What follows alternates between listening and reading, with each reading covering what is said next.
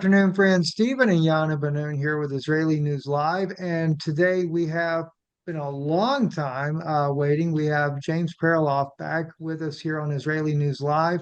I know the last time we did this around 2019, a lot of people contacting James. And I'm just going to quickly, well, can't really go through James's bio very quickly, but I'm going to go through it because there's a lot of information. James has written a lot of books, and there's a lot of information I'm sure you guys are going to want to be able to get a hold of as well.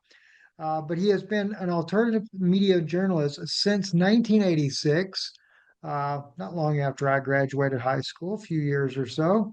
When he began writing for the New American Magazine, he is the author of 8 books. His first in 1988, The Shadow of Power, an expose of the Council of Foreign Relations, has sold well over 100,000 copies. The publisher is releasing a new edition this year. His 2013 book, Truth and a Lonely Warrior, is a comprehensive premiere on the New World Order, supplemented by his 2019 book, 13 Pieces of the Jigsaw. His 2020 book on the COVID situation there was Amazon's #1 bestseller in the category of respiratory diseases. Until they censored it. And after 2 months, his latest book, out last year, is Exploding the Official Myths of the Lincoln Assassination. His website, www.jamesperloff, that's PERLOFF.net. And you can see his books listed on Twitter. James is on Twitter under his name, James Perloff 2. /status/dot, and we've got a bunch of numbers. I'm going to put that in the description for you guys below, a direct link to James's Twitter account. That is, James, that is your short bio. Yeah. Thank you for being here with us again. Thank you, James. Welcome. Thank you. It's an honor to be on with you. I know you guys have an incredible following, 400,000 on YouTube. That's amazing. I know Sean of STT Report. I did an interview with him that was his most watched interview before YouTube deleted his channel, but he had over 600,000 followers before YouTube erased his channel, and now he's rebuilding his following on alternative platforms like BitChute. Yeah, that's sad. It's hard because we nearly got whacked off YouTube back during the thing that happened era in there, 2019. 2020. Big C. Yeah. Big C. Yes. Yeah. But anyway, this is the book, James, Truth is a Lonely Warrior, that I read, that you sent to us. Actually, you sent us 3 books, if you remember, with a very lovely letter accompanying your books. And I would tell the people that this is like a preparatory course, like a prep course. You must read this book if you want to know everything about NWO. Like, this gives you just preparation to basic understanding of what it is. And then you have put some information about yourself as well in one chapter that I really kind of, warmed my heart, because you are speaking about how, the V affected you in a childhood. Yes. And, so this is a very, very beautiful book. So I highly recommend it. And since then you have written new book, right? Didn't you I've written a few, supplementing that book is 13 Pieces of the Jigsaw, which the late David Dees did the cover for. And after that, I wrote the Big C book, which sold over 3,500 copies less than 2 months on Amazon, but then they censored it, wouldn't give me a reason why, and nobody signed the censorship letters. And then I wrote a book called Missing Saints, Missing Miracles, which is written from an Eastern Orthodox perspective. I embraced the Orthodox faith in 2017. And then my most recent book last year, 2024, is Exploding the Myths of the Lincoln Assassination. Yes, very interesting. So why we brought you here today with Steve is really talk about Gaza, because Steve and I, we have a very difficult time with what's happening over there, and to the point of crying sometimes. We just can't. Mhm. Like Steve told me today, I can't take it anymore. We just can't take it anymore. Why is nobody doing anything? Why is the world watching all of this live? And yet nobody is powerful enough to stop such things from happening. So I would give this to you and Yeah, Steve now to let talk me, about that. yeah, James, there's something that came to my mind the other day. And I'd really like to get your take on this, but I do want to take it near the end of the broadcast. I'd love to talk about your new book too, about the Lincoln assassination, because I'm very curious about that already. Mhm. So, but I was thinking as I'm watching these horrible images, and I finally, for the first time, was able to get a Palestinian journalist to come on in Gaza and share his I story saw with you had done that recently. Yes, I saw that on your video me. list. And we were having a very difficult time with for some reason we were having a lot of challenges with the audio and stuff. We got a lot of those things worked out, we believe now, but then we were having them. But I was sitting there thinking, as I grew up, James, if I had an accident on a bicycle one time when I was like 6 years old, fell over the handlebars of my sister's bike, 14 stitches in the forehead. How my mother would panic, rush me to the emergency room and everything. And, ran into a cactus. So about 6 months later, come in, my shirt soaked with blood. And again, my mother freaking out, running because she was what we used to say as a worry wart. And then we see these images of little children being rushed into a bombed out hospital, if you could even call it that anymore, Right. and limbs ripped apart, And I think to myself, how could a mother or a father or anyone, not just one child, but over and over and over, James, deal with this day in and day out? You see the children's faces, the trauma. They're wandering around. Many of them don't even have parents anymore, don't have family members anymore, and then the starvation on top of it. So I want to pause now and let you take the floor with this. All right. You know, uh, I've written a pretty good amount about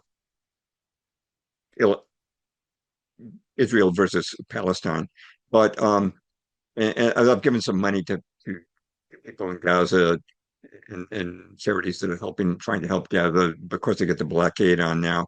But on March 25th this year, I was wondering what can I do for my next post. And I said I got to do something about the agony of Gaza.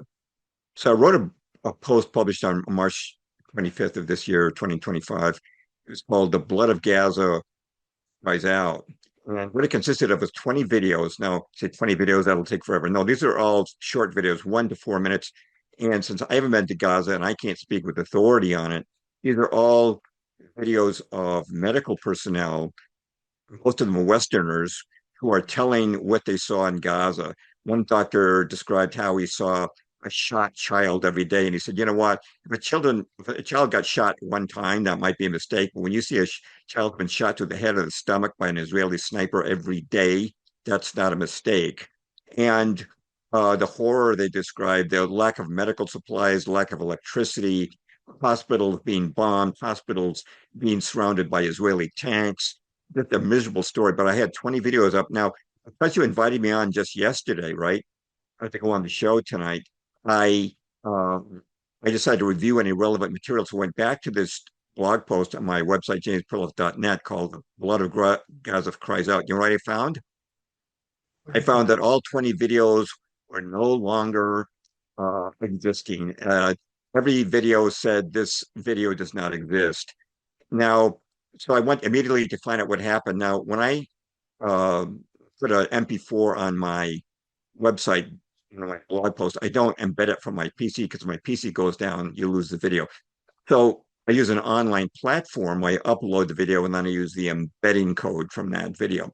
Well, I went to the platform and I found that somebody had methodically gone through my Gaza medical videos one by one and had made each one that was shareable unshareable, like private, can't be shared. So I thought, okay, I'll just make them all shareable and that'll fix the problem. But it didn't. It also missed with the hyperlinks. So what I had to do is I had to go and re-upload all the videos. Well, I was able to do it with 13 of the 20. I re-uploaded them and got new embedding codes and put them back on the post. There's still 7 missing, but it's enough to get the message about Gaza across. But I'm amazed that anybody would want to silence doctors who are talking about the suffering of genocide, but somebody did. This is very, very deliberate. They had to do this one video by a time. So I changed my password. I don't know if there's somebody on the platform itself, which I'm not going to mention, or somebody hacked into it. But they didn't hack my website. They went into the platform and changed the videos.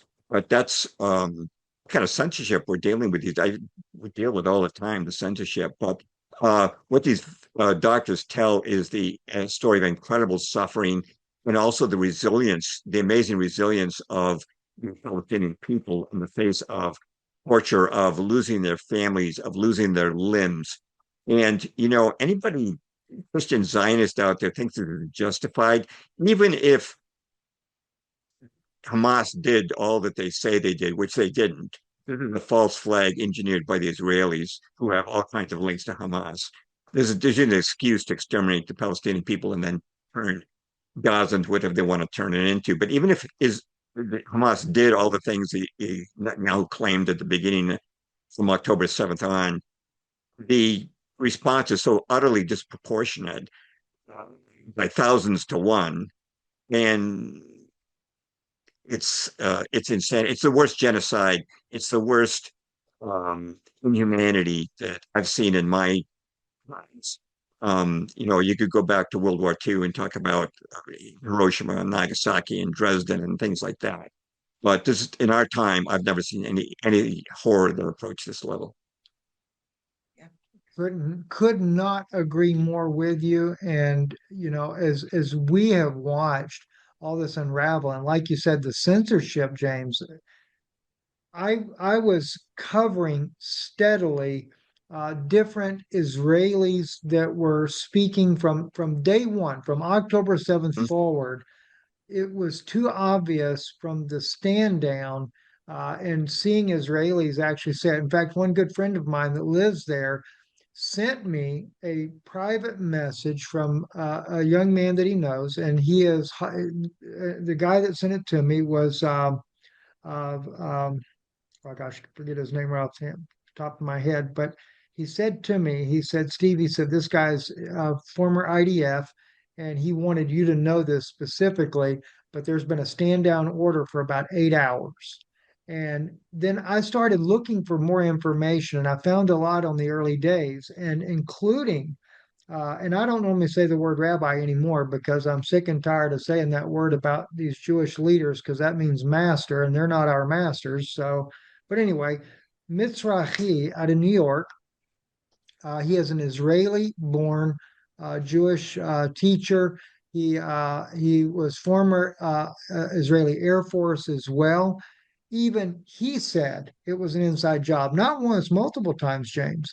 And the more I began to publicize it, the next thing I know, they scrubbed everything he said off the internet, and they started making sure that he was careful about the way he worded his verbiage about this, Mm. because they don't want nobody knowing, like you said. And I've seen a lot of these doctors, like you're talking about, 40 medical professionals have clearly come out and identified atrocities that have happened inside of Gaza, specifically to women and children. I think the statistics, 70% of those that are killed or maimed or wounded are women and children.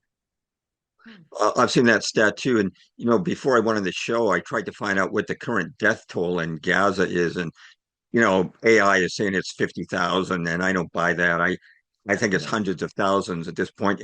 There's so many different figures I'm seeing. I can't quote one because there's so many different figures, but I do know that it's massive. And it seems like about half the buildings in Gaza are in rubble now with people buried underneath them. So I don't think anybody can even determine the way of determining the precise number, but it is the worst horror of our times.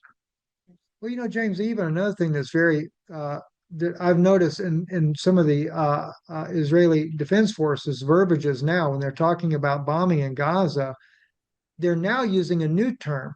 We bombed the rubble because there's not hardly any buildings left to bomb.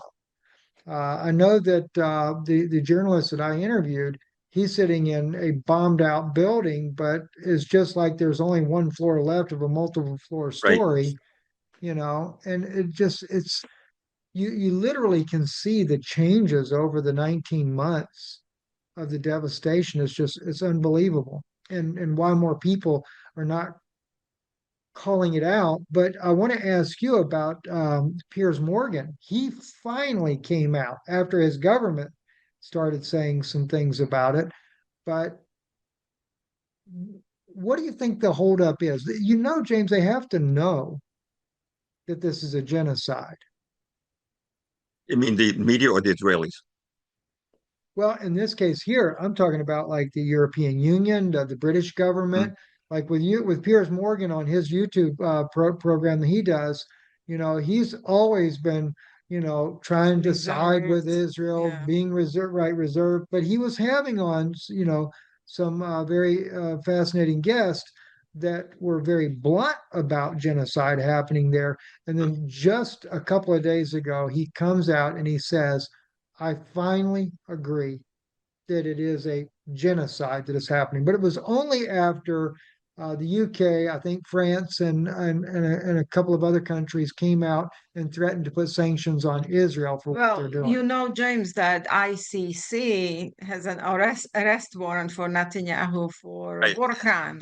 Well deserved. He really earned that one.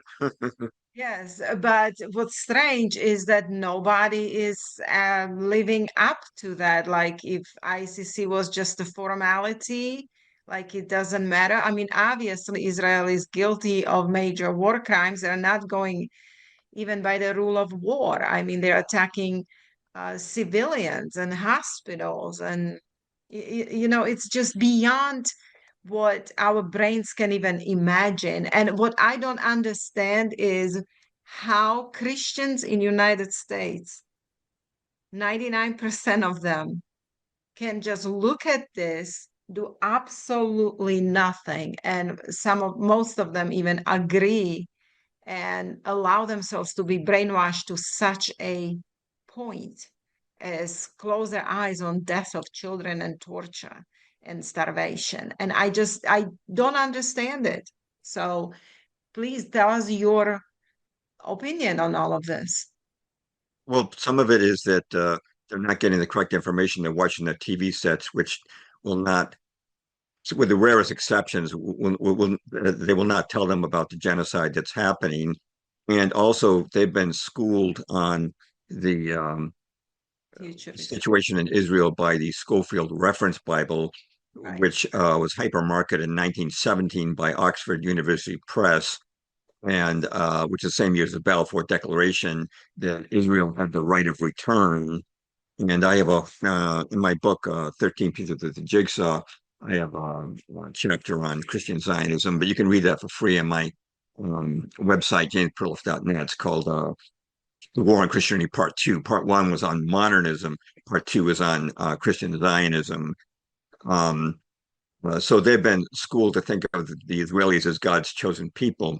That is a whole another subject because, in 1976, Arthur Koestler, Jewish Hungarian author, well respected, wrote a book called The 13th Tribe, and he documented in there that in around the 800s AD, the kingdom of Khazaria converted to Judaism as state religion, but they were not descendants of Abraham.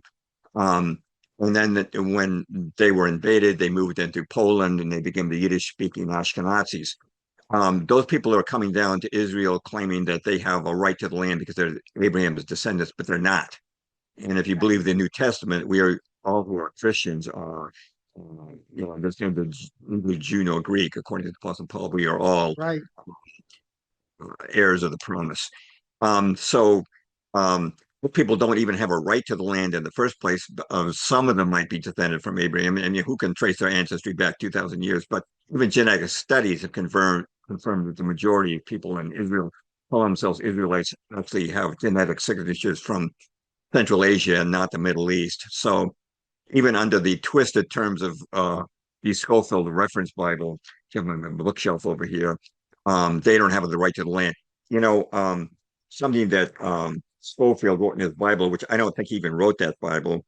I think it was written for him, and there's plenty of evidence for that, which I have in my web post and chapter.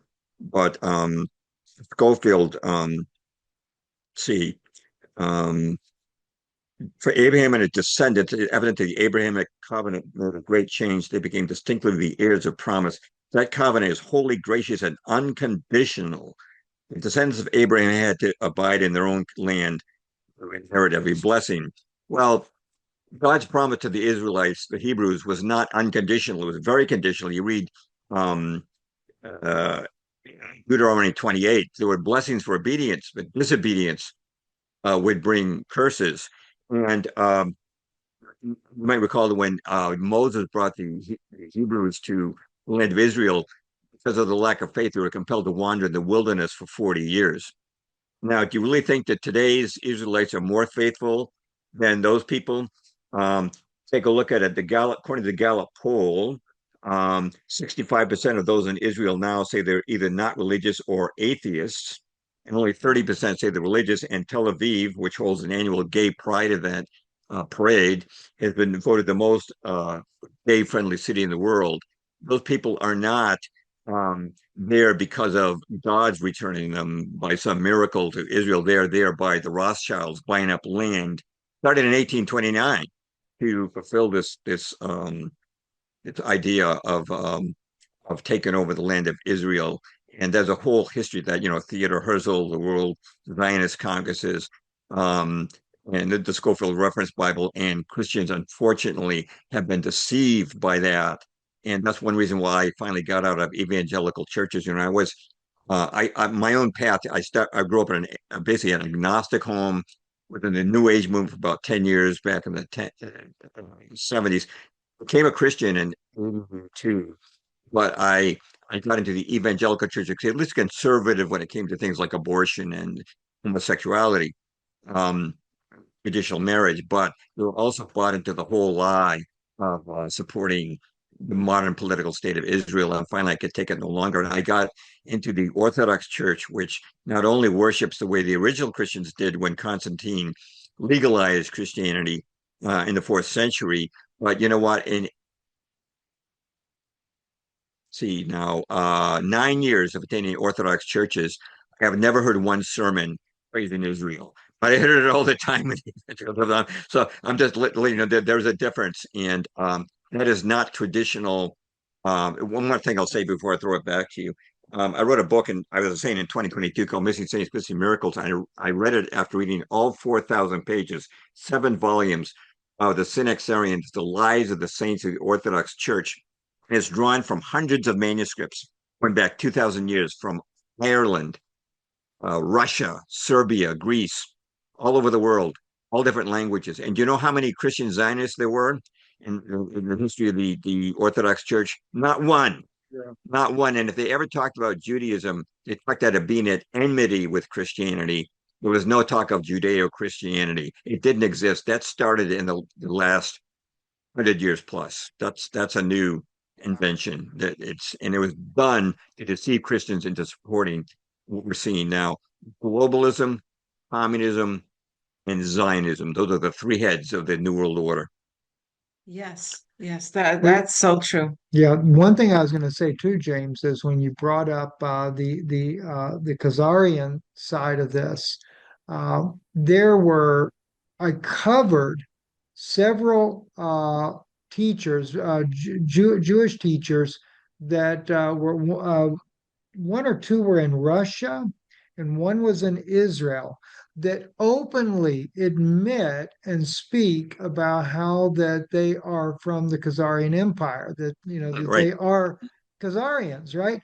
And when I really started putting that out there publicly, just like in the case of the doctors and the Jews dealt with, and them manipulating that footage where people couldn't see it or share it anymore, Same thing. They all disappeared off of Wow. the internet where they were, because not only were they saying that, but they were also openly speaking about how that Israel was involved in, like in the case of uh, wasn't Afghanistan, but one of the countries over there were, maybe it was Afghanistan, went into East Afghanistan and they killed off a bunch of the Christians that were there, Eastern Orthodox, because they said they were paying them back for the slaughter of Jews that had happened some 800 years earlier.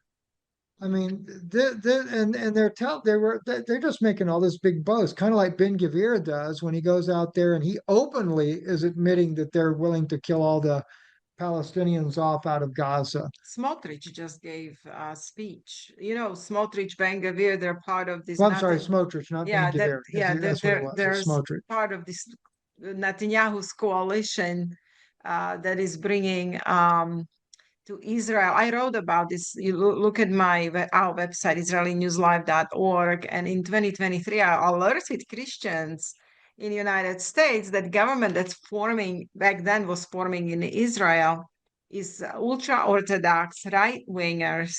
Okay, and they are bringing the Talmud reign. They're bringing Talmud into the land of Israel, and they are making Talmud an official law of the land. And this is exactly what they're doing. And they are now in the stages of clearing out Arabs and Palestinians, taking all of the land, like, the Greater Israeli Project or the Yinon Plan, 1982. Right. You might be familiar Absolutely. with it. Yes, definitely. And you're bringing up the Talmud is very important because most Christians think that um, Jews are just following the Torah, the five books of Moses, and that's not the case. They're following the Talmud. And the Talmud says, and I have to give credit to Michael Hoffman in his book Judaism's um, Strange Gods for going through the Talmud and bringing this out. But Yes. you guys know this already. But the Talmud says that Jesus is in hell, boiling in excrement, and that his mother was a whore, and that Gentiles are donkeys or animals. If a Gentile hits a Jew, the Gentile must be killed. A Jew can lie to a Gentile. Um, if a Jew finds an object lost by a Gentile, he doesn't have to return it. When the Messiah comes, he's going to kill the Christians. And it just goes on and on like that. And that's what they're operating. And also this supremacy they have, this racial supremacy, it extends into today. And just to give you some quotes, Rabbi Cook the Elder, who was a rabbi in Palestine, said, quote, the difference between a Jewish soul and the souls of non-Jews at all different levels is greater and deeper than the difference between a human soul and souls of cattle, unquote. Israeli Rabbi Yaakov Perelman said, quote, 1 million Arabs are not worth a Jewish fingernail. How's that for humanity? Um, in his 2003 book, Rabbi Sadia Graham wrote, quote, the Jew by his source and his very essence is entirely good. The Goy by his source and his very essence is completely evil. This is not simply a matter of religious distinction, but rather of two completely different species. I'll give one more. It's from Israeli Sephardic leader Rabbi Ovadia Yosef said in 2010, Goyim were only born to service. Without that, they have no place in the world, only to serve the people of Israel. If Christians understood this, they wouldn't be so eager to support Israel. But again, they've been faked out by the Scofield Reference Bible. And, Scofield himself was a scoundrel who abandoned his family, um, came on the scene suddenly as a Christian. He'd fled to America, Canada for 5 years. He was caught in all kinds of confidence games. And suddenly he was promoted and he went to England. The Theodor Herzl, who ran the World Zionist Congress, went to Pope Pius X in 1904, December, and asked him to bless Israel becoming a Jewish land. And the Pope told him what he could do with that plan. So they said, okay, if we can't fool the Catholics, we're going to have to fool the Protestants. And that's what brought Scofield onto the scene. After that rejection by the Pope, Scofield went to England and he was introduced to Henry Froude, the head of Oxford University Press, who said he would gladly publish his reference Bible. Now, this is ridiculous. No publisher accepts a book sight unseen.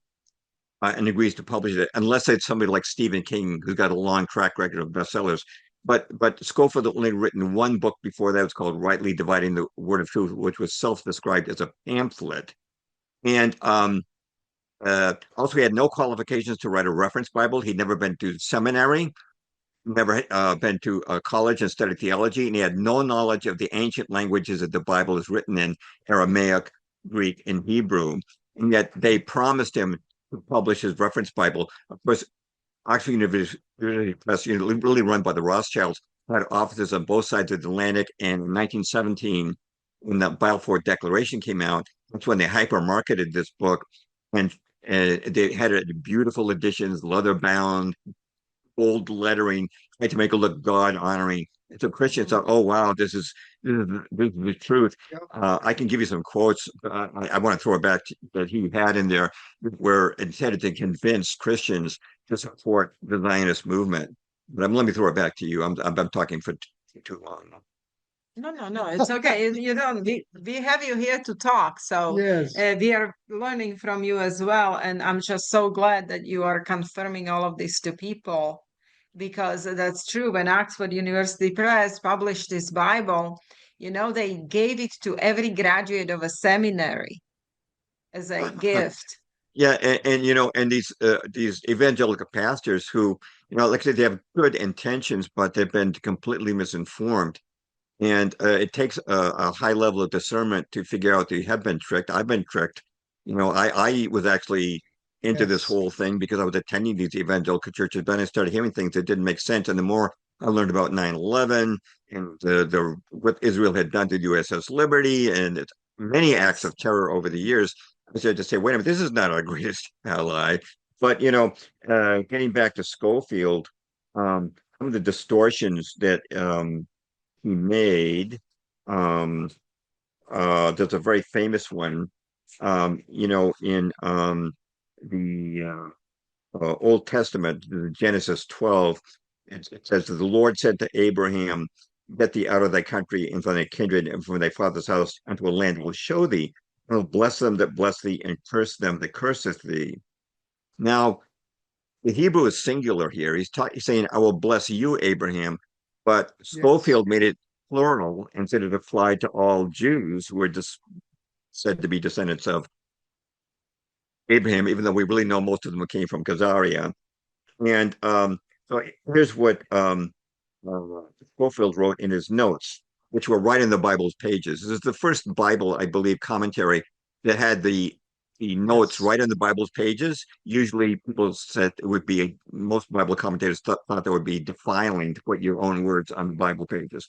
But Schofield did, and here's what he wrote. He said, "And curse them that curseth thee, wonderfully fulfilled in the history of the dispersion of the Jews. Right? It is invariably fair to ill with the people who have persecuted the Jew, well with those who have protected him. The future, which is looking ahead to Israel in 1948, will still more remarkably prove this principle," end quote. That's from the Scofield Reference Bible. Now, in 1967, the Oxford University Press, which had the copyright on that Bible, Scofield was now dead, they said this, quote, "For a nation to commit the sin of anti-Semitism brings inevitable judgment." Where does the Bible talk about the sin of anti-Semitism? There's no such thing.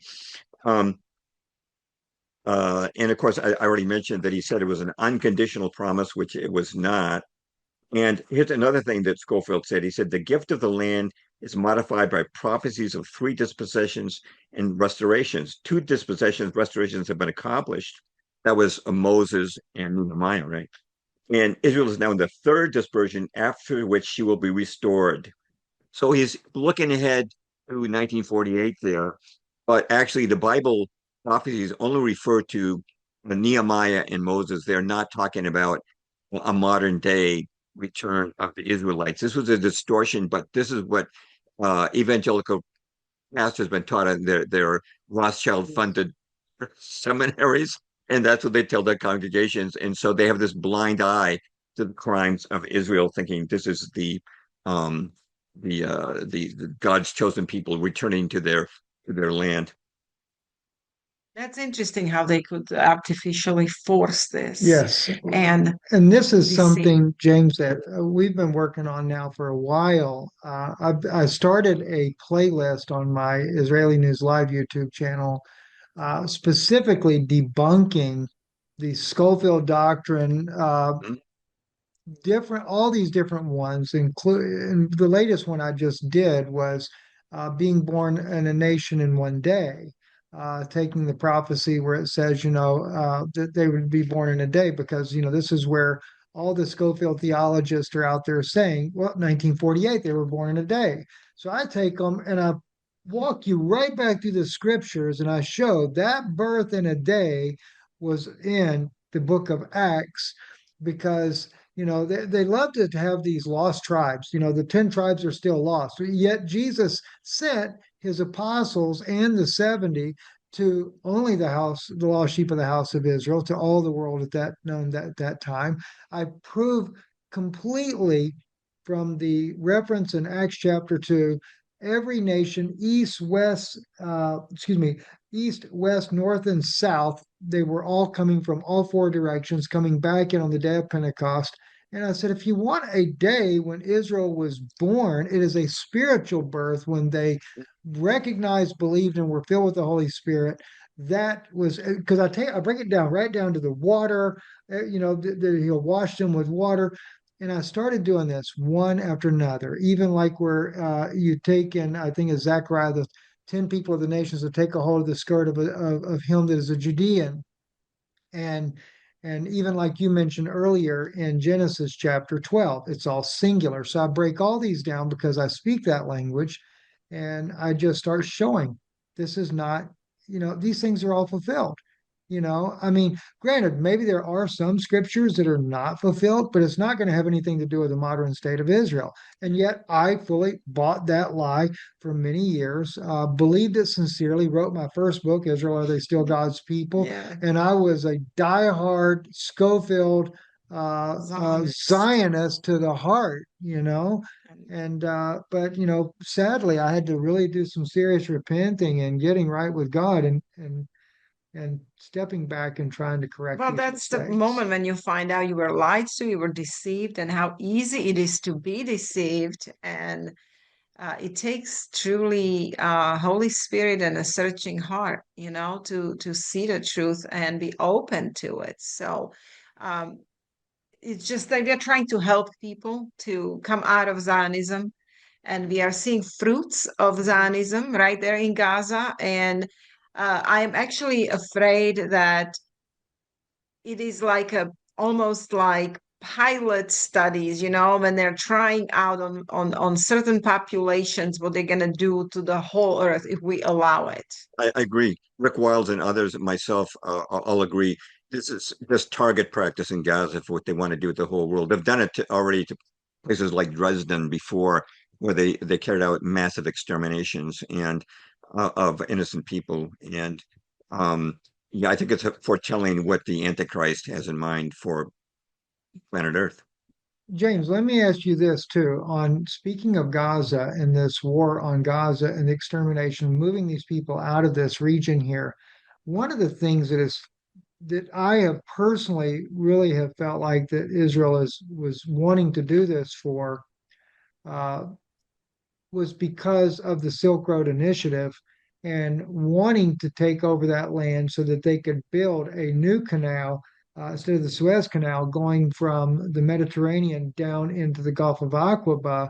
It'd be a shorter route, as far as having to come up through dams and locks than what you have on the Suez Canal.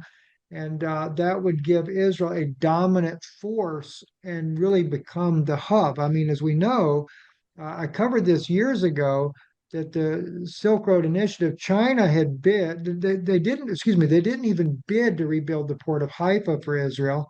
And then I put so much fuss over it, because they had already given them the go ahead to build the one that's going to be in Ashkelon, which oddly enough, right there at the northern end of Gaza, is where they were looking at, but they never really started anything.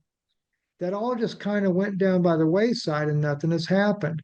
So I think that their thought was, we're going to drive out, we're going to do this false flag event, October the 7th. We're going to give us an excuse, kill some of our own, as we know from the book Holocaust Victims Accused, written by Rabbi, oh Uh, gosh, I forget, Schoenberg, Schoenberg, yes, maybe. one of them. So And many of them, yeah. how that the Jewish Congress, and also from Switzerland, the Jewish Congress there, they were sending their own people to their deaths in order to justify to get the land of Israel. So to me, it's just another false flag to be able to bring this about. And I'd like to get your perspective, especially since you've written so many books, New World Order, things like that. How do you see something like that as a possibility playing into the scheme of things? You know, this is actually the first time I've heard about the Suez situation. Another one take I heard on Gaza was at Gaza offshore.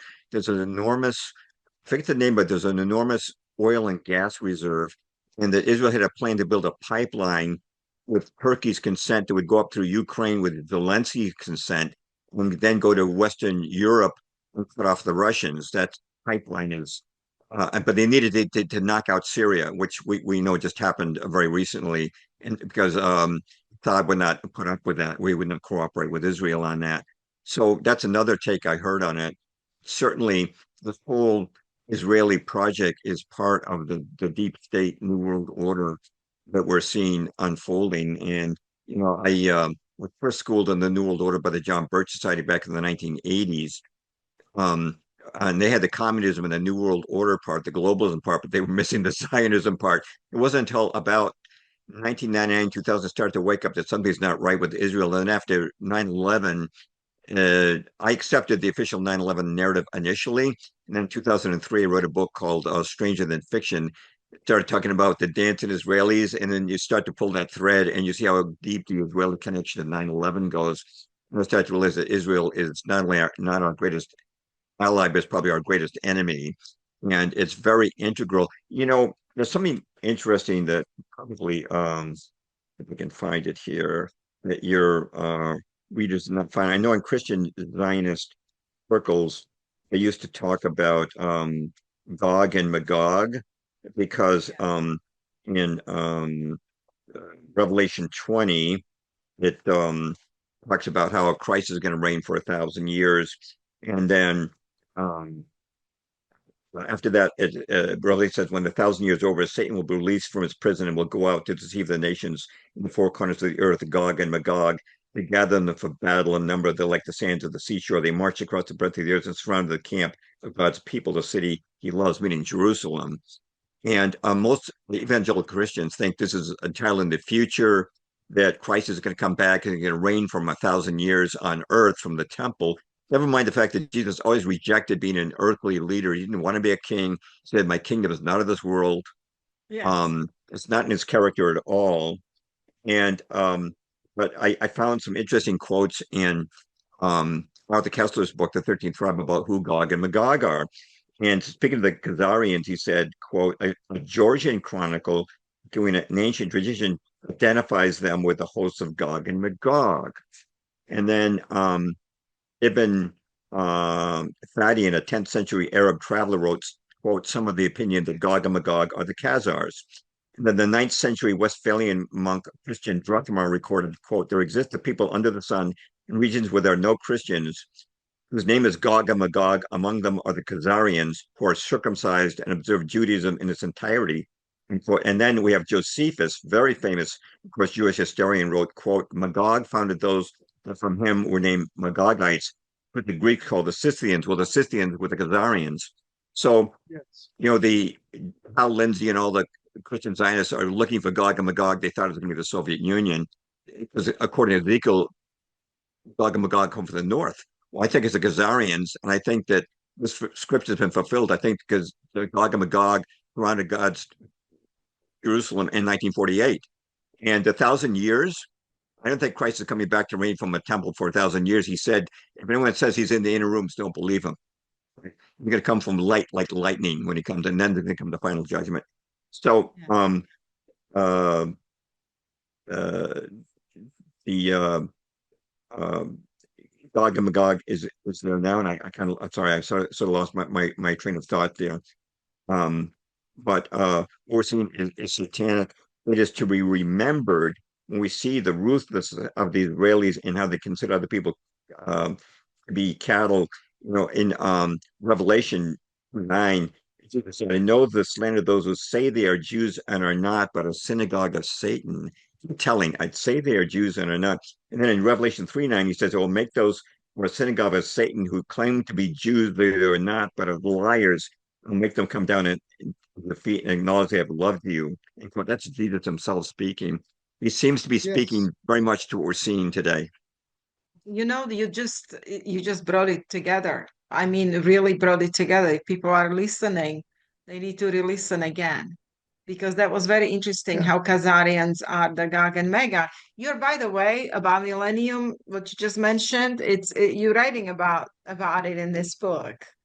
Um, Yes. Truth is a Lonely Warrior, so people can you're discussing this thing, the millennium, how futuristic Zionists, they believe in 1,000 literal year of reign of Jesus out of the Jerusalem temple. And Right. it's such a deception, because once you look at this spiritually and you really examine the scriptures, there is no way that this can happen. Yeah. I'm glad you said that because it reminded me what I forgot to say is it had to do with the millennium. The Christians, evangelical Christians, think the millennium is a future event. I believe that the millennium has already happened, just like Gog and Magog has already happened. I believe the millennium that's spoken of, was the first 1,000 years of Christianity when the church was united, essentially united. There were some schisms and some heresies, but essentially for the first 1,000 years after the crucifixion, the church was united. And I believe Satan was not he's not going to be set free 1,000 years from now. He's already was set free after the 1,000 years. It was church split east and west in 1054 AD, which happens to be the 1,000th year anniversary of Nero, who prefigured the Antichrist coming to power. I believe that at that time, the 11th century, Satan was set free, and his deceiving the nations has been occurring ever since with Freemasonry, New World Order, Zionism, the question of monarchies, replacing them with Rothschild-run democracies. It's all been happening ever since Satan was turned free. We're looking at the culmination of that now. It's not some futuristic event Yes, you're right. that Satan is we I, need definitely to look I forward can to. certainly agree with Yeah, that as Satan well. is definitely free now, deceiving Yeah. as never before. We're living in the most deceptive age of all. Yeah. I mean, Right. and let's face it. I mean, everything that people want to look at prophecies that are being fulfilled in modern times. That yeah, this so-called Israel, as you brought out just a moment ago, the synagogue of Satan. Jesus identified them as that. He said, "You of your father the devil," Yeah. and Right. and that's the ones that have really risen back to power. I did one also, James. I'll throw this one at you too. I was looking one day. I was reading in, I believe it was Daniel's prophet. Yeah, it's Daniel's prophecy there, where it talks about changing the times and the law. And and I'm sitting there, I'm looking at it in Hebrew, and as I read it, I'm like, wait a minute, that's not the word law. And I had to do a little research because it wasn't a Hebrew word I was familiar with, the word dot, and it's actually a Persian word, and it represented decree. And I realized that basically what Daniel was seeing in chapter 7 there is that that even though he had already prophesied through, or not prophesied, but Cyrus had given a decree. That's what it is, the Persian word, a decree to go back and for them to be able to rebuild their temple, because he didn't know it, but Christ was coming. And there had to be a temple, there had to be a judgment, there had to be a crucifixion. So that decree was placed into order at that time. But what happens is that in future time period, with the fake Jews coming back into power here, which has to happen, they had to come into a power, this false group here, and they would take and try to change the time. In other words, instead of it being that it was fulfilled under Cyrus giving that decree to go back under Artaxerxes and Darius, now they're saying, oh, we have to build a third temple for the Messiah to come because they don't believe in Jesus to be the Messiah. And so that is what it is. They're changing the decree of Cyrus, and they're changing the time frame of back 2,500 years ago when he gave it, and they're putting it under their Scofield theology of a modern Exactly. day Israel, a modern day temple for their Antichrist figure. And that's what they and with what Israel is doing, I mean, think about it. How many of you out there that are listening right now that are Christians, that whether you're Zionist Christian or whatever you might claim to be, honestly think about it. Israel is sitting here murdering, obviously, not just the Palestinians in Gaza, the Syrians, the Lebanese, you name it. Everywhere they have just obliterated the people in the Palestinians in the West Bank, etc. Um, Even down there in Yemen, the only country, the Houthis are the only ones that had the guts to stand up to them. Right. Exactly. And so, they're annihilating the people, and yet you're telling me that the law is going to go out of Jerusalem and that this is going to be a modern day fulfillment, a murderous nation. No, this is This the is Antichrist nothing coming. like Jesus Christ. No, this is the Antichrist. It's satanic, and the very attitude, the genocide, tells you it's satanic. And you know from studying the history of false flags, I mean, USS Maine, Lusitania, Pearl Harbor, uh, falsely arranged Korean War, Tonkin Gulf, the bombing of Libya in 1986, the Gulf War of 91, all the wars that Wesley Clark predicted were going to happen that have happened, except that Iran is still on the hit list. Um, this has been going on for a long time. Satan has been deceiving the nations exactly as Jesus forecast, but it's not some futuristic event. It's been going on for a long time. Um, Satan is in a trap. He knows he's doomed, but he wants to take as many people down as he can with him. And he's been this whole New World Order. I always like to not people that the Book of Revelation talks about how um, the Antichrist will govern the whole world, according to the scriptures. He will. Well, the world govern the world. You need a world government, and so that's what the League of Nations was about. That's what the UN was about, and that's what when they realized they couldn't expand the UN, they said, well, in 1974 there was an article in the Foreign Affairs Journal of Council of Foreign Relations that we'll have to build the world order from the ground up instead of the top down. So it's directly expanding the UN. We're going to give them the World Health Organization, the World Trade Organization, the Kyoto Protocols. Now it's climate change. There was a video not too long ago from the World Economic Forum where a French speaker was saying Europe cannot be first, America cannot be first, China cannot be first, climate must be first. So they're using all these pretexts to together culminate in, of course, ecumenism with religion is part of that too. Everything combining into one with all these pieces put together and ultimately fulfilled with Satan, who is clever but doomed, ruling for apparently 3.5 years. He will be in the temple that the Jews are planning to rebuild, which I understand.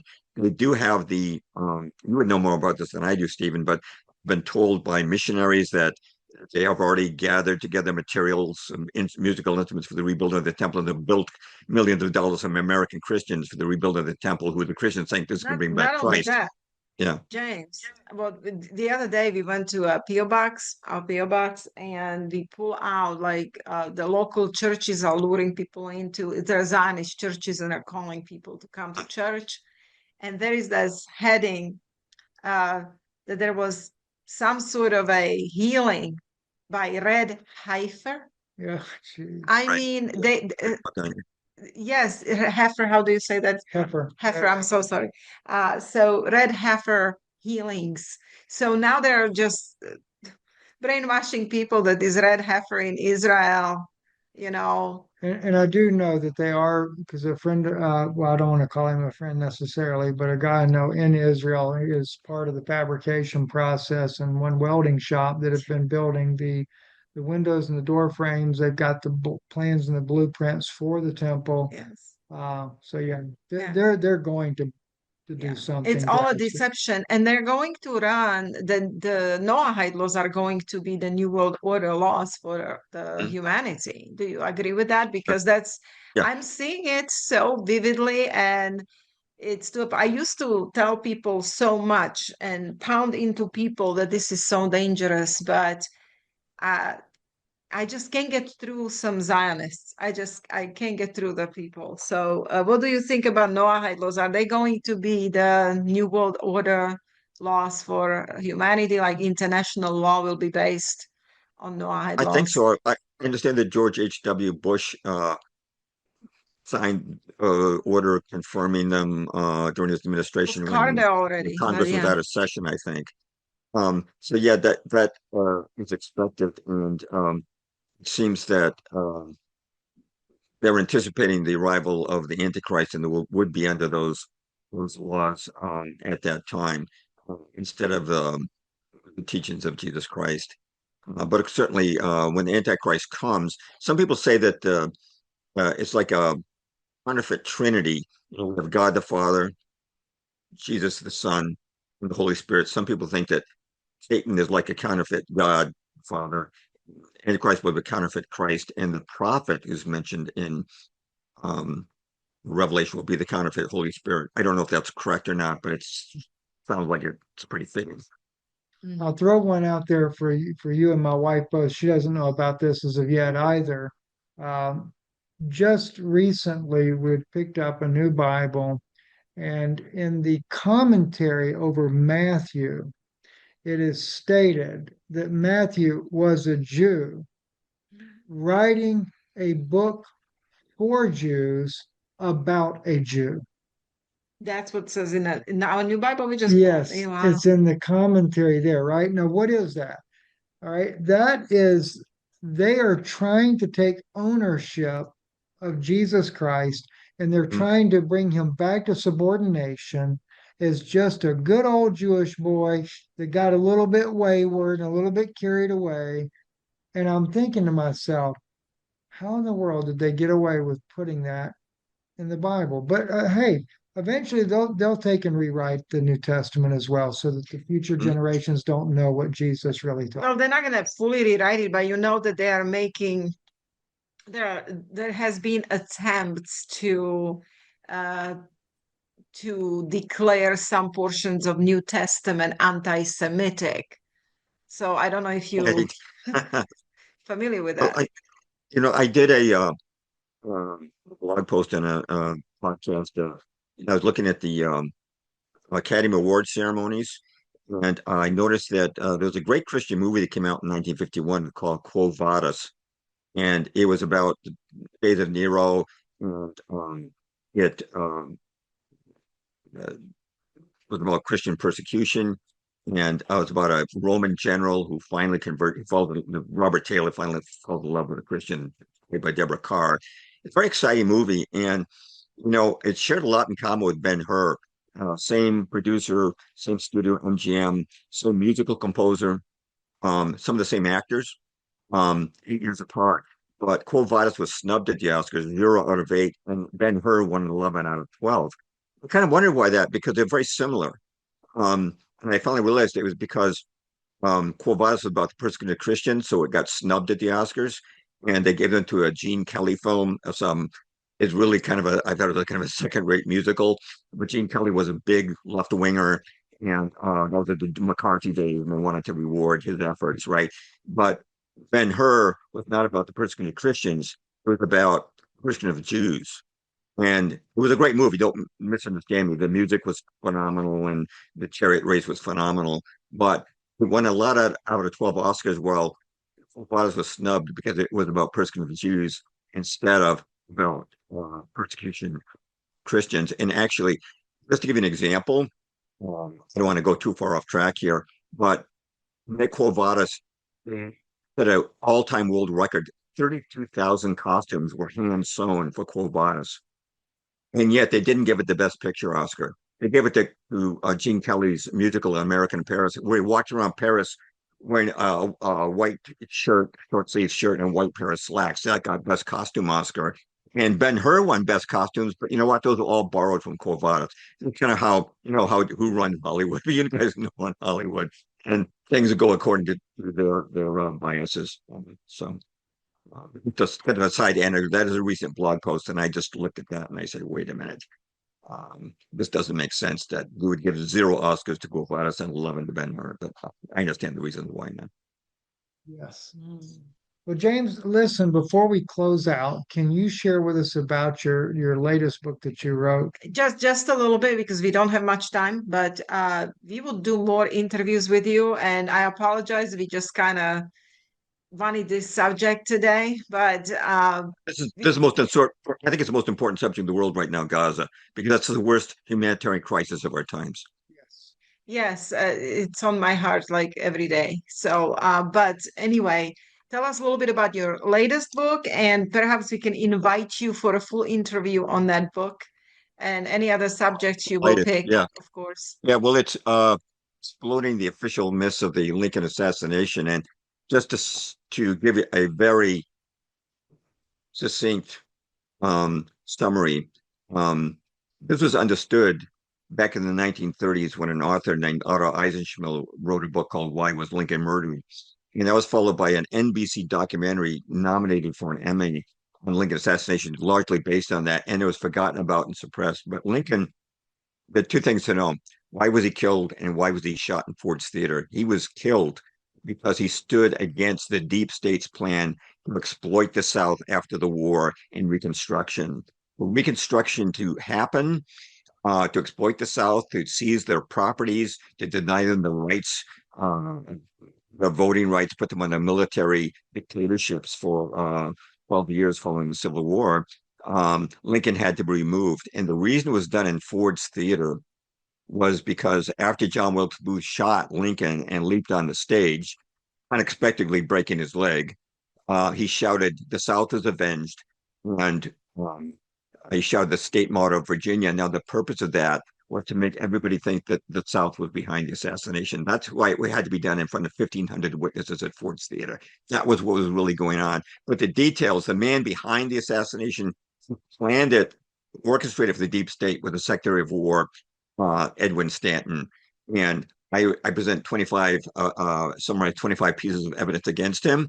But it's a complex story, dealing with also the attempt to assassinate the Secretary of the State, who was the one man in the cabinet who was a formidable opponent of Reconstruction. Those are the two men they went after. This was not done by the South, although modern historians have tried to spin it that way. It was done by the deep state of the North to exploit the South. They had to get Lincoln and attempted to get his Secretary of State out of the way. That's it in a nutshell. But if you go to Amazon and look up this book, it lays out about 20 to 30 unanswered questions about the Lincoln assassination, which have been covered up in the mainstream over the past decades.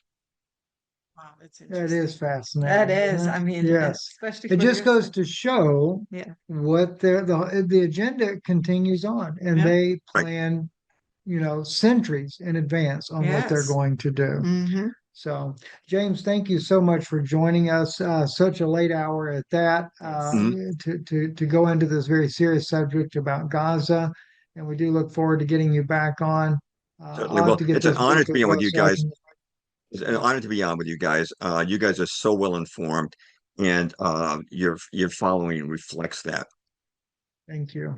Yeah, well, YouTube is actually kind of lying. We have a lot more followers. They're unsubscribing people. Oh, it's like Yeah, and it's Oh, they're not you know, showing real views. the Yeah. same thing happened with Sean of SGT Report. I did an interview with him that had almost 3 million views, and then they suddenly stopped the views. And I was on with one guy, he was a Catholic, had a big YouTube following. And after 5 days, my interview with him had 226,000 views, and then they just stopped. And for months after that, it was stuck at 226,000. There's no way that can be correct. You definitely mess with the numbers on YouTube. And They're messing with us majorly. We have a lot more views, but they're showing like we have such little views, like we are nobody. So everybody just not that doesn't watch us, like we are not significant. And I'm telling you, sometimes they put like, oh, 6,000 views only. That's not even true. But we are heavily monitored. So it's so difficult, to get messages across these days. right, it really is. Well, we are the thin line of truth that people have. The legacy media has been controlled for a long, long time. In 1983, it was 50 corporations running the media. Now it's just five. And Everything is controlled at this point, and you cannot rely on legacy media. And unfortunately, a lot of people, most people still do, but you're not going to find the truth. And now we do make mistakes in alt media. In fact, my last blog post is called Debunking Myself. I actually debunk a theory that I proposed 8 years ago about 9/11, because I recognize the fact that when you're confronted with facts that contradict a theory you have to drop that theory. So I've done that. So we do make mistakes sometimes in alt media, but for the most part, although there are certainly infiltrators within alt media, it's not deliberate. We make honest Right. mistakes and we try to correct them when we can. Yes, If exactly. Yes, you're like us. That's what we did. I mean, we honestly believed something, and then we are not afraid to come out and say we were wrong, you Yeah, know? you the got legacy to, media is not that. you don't They're want to just doing deceive whatever people. their publishers tell them to print or say on CNN. Yes. It's all part of an agenda, and that has been swinging. There was a book written back in 1937 called America's 60 Families by Ferdinand Lundberg, and he has in there this 1937. Now we're talking, not that much less than a century ago, a chapter in that book called "The Press of the Plutocracy." And he went from coast to coast and demonstrated that America's 60 richest families owned virtually every major mainstream newspaper and were controlling the output of those papers. So even back then in the 1930s, they had a pretty firm grip on what people believed, and that's how they were able to against the war so easily. So, but it's even worse today. The Yes. consolidation is even worse. But we do have the internet on our side, and people still can find alternative points of view through search engines, which they could not in the pre-internet days. So I'm grateful for that.